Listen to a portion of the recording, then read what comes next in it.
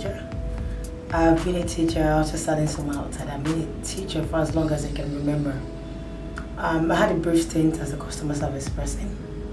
I was a teacher, had a brief stint as a customer service person, and then came back to being a teacher again. So apparently, being a teacher is more fun than being anything else.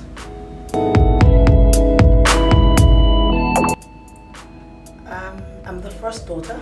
There are 4 girls, and I'm the oldest. I'm the first daughter.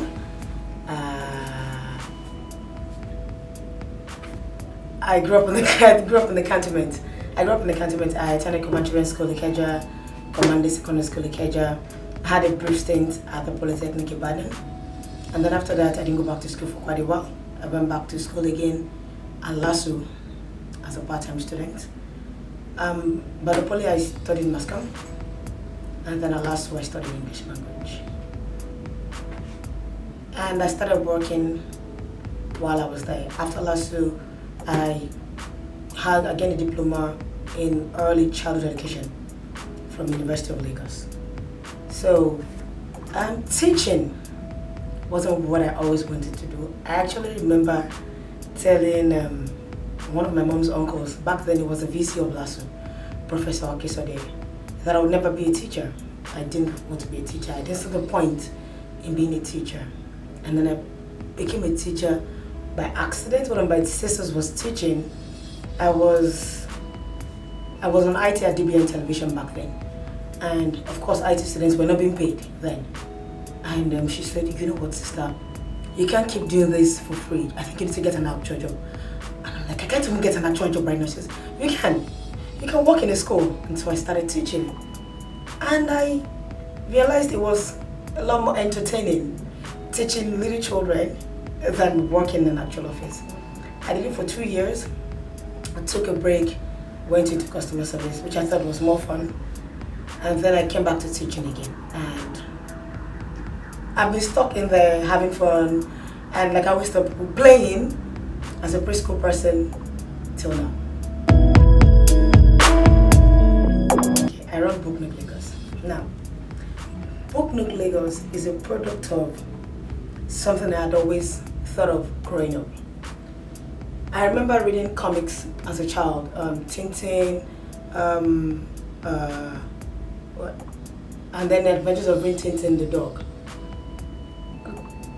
The man my mom used to buy books from didn't even know I was a girl, because my mom bought everything that was age appropriate for me. And then the man would just bring books in and be like, oh madam, I've got new books for you. And my mom would just take the entire lot and bring it home and tell me, oh read. And then it wasn't just reading, it was reading and summarizing. So she would tell me, oh I bought this many books for you, here start with this one. She usually, what she does is, she would have read one because she was trading then, she would have read one on our way home. And then when she gets home, she goes, oh Bimbola, I bought you this lot of books. But you know what, I've read this one, so you read it, you have 2 days to finish it, and then tomorrow evening when I come back, you're going to do a summary of it for me. And I was what, 6 or 7. So every 2 days, during the holidays, I would get a new book that she had read. So what she does is, while I'm reading the one she's read, she takes a new one to read. And by the time my holiday is over, I would have read 8 to 10 books that I'll be able to narrate to her again and talk about the characters and the stories. And I ended up realizing that I practically lived in a dream world that was like the pages of a book. I had a reality, yes, but I was more into whatever I'd read in a book than what was in the real world. And so as I grew older, it moved from comics to, this was when we had Binta. It moved from comics, regular comics, to Binta. From Binta, we moved to Pace Setters, and then it became Harlequin. And as I grew older, it became Nails and Bones, and then it just became anything that I could read. I would read for the fun of it. I would read because I saw someone laughing at it. I would see flyers and just pick up and be like, oh wow, oh really? And being a sanguine, I just read everything that had color. It had to, once it had color, it had attracted me. I loved to read. Now, I had always wanted to run a book club for children because it was something that I noticed being a teacher that children didn't actually read.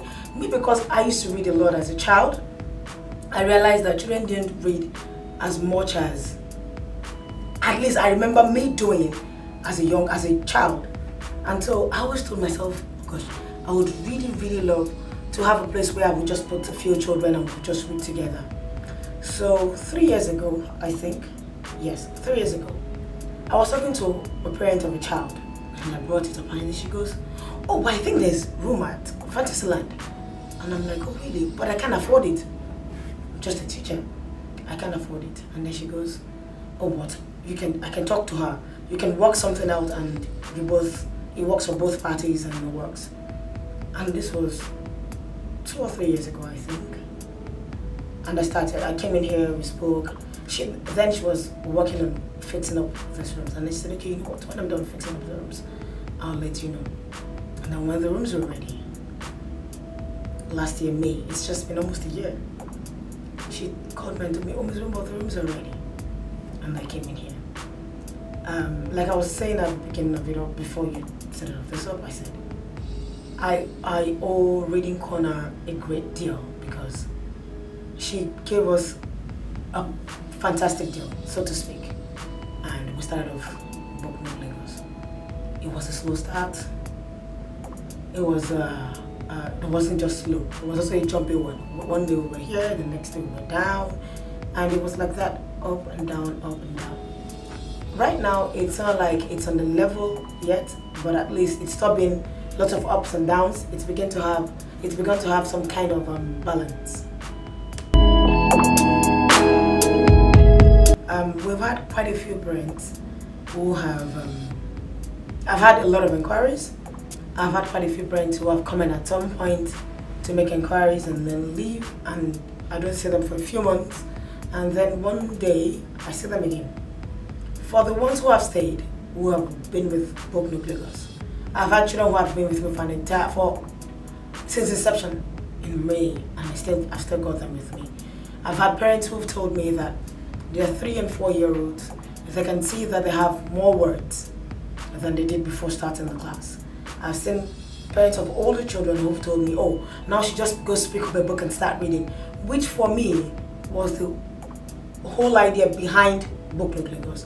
I would walk into this room and I'd probably spend the entire day in here reading book after book. So it would be, that was my point before starting Book Nook Lagos. I wanted a situation where a child would enter a room, see books, pick one up and just start reading for the pleasure of it. I've had quite a few parents who said, oh, I've noticed that now she would just go to the bookshelf, take a book and just sit down quietly and start reading. I mean, we're going out, she now takes a book in her bag. For me, that was the whole point behind it. Start something that when children get used to, because when they come in here, when they read the books that we're reading right now, we take a break for like 15 minutes where everyone gets to pick any book they want from the shelf. So I can have an 8-year-old picking books from this part of the shelf. And I can actually have 3-year-olds who like to pick books from that part of the shelf, where I have books that they can't even read, but they can see the pictures in the books. The whole point of this was to encourage children to walk into a room, a library or something, and pick up a book, and just sit down. Even if all you would do with the book is look at the pictures.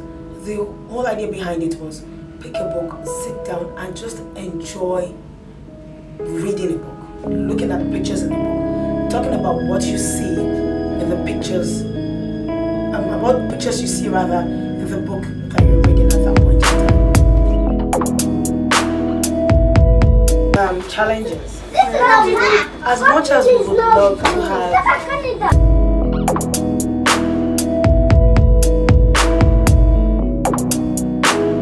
like to have a lot of them here, sitting down in a place where they can all read and enjoy reading. They all have different activities that they can do. And I think the bane of almost everything right now is the cost of everything. Everything costs an arm and a leg right now. Books, yes, you get them at fortunately for us. My dog can jump inside the Books are a bit expensive. We are fortunate that we are not right next door to, that we have the same premises as the reading corner. So we can get books. Once what we just do is we order our books. So books that we're using in the next few months now, we've ordered for already, which makes it easier for us to get as much books as we want. But the truth is, as much as we get them at a very reasonable price, everything is for a business that is relatively new. For a business that is relatively new, you have to feel everything we have with what we have here. There's constant power. But then, cost of diesel up there, it affects rent. Cost of transporting yourself. I come from the mainland. Down here, cost of adverts and almost everything else has gone up a notch between May last year and now. But thankfully, we are still able to bear it. Hopefully, we're able to bear it for as long as our business survives, which is as long as I'm sure as long as I'm here. I'm here for a very long time.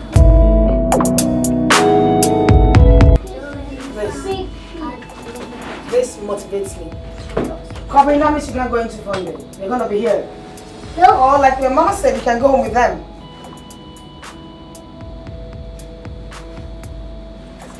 Would you like that?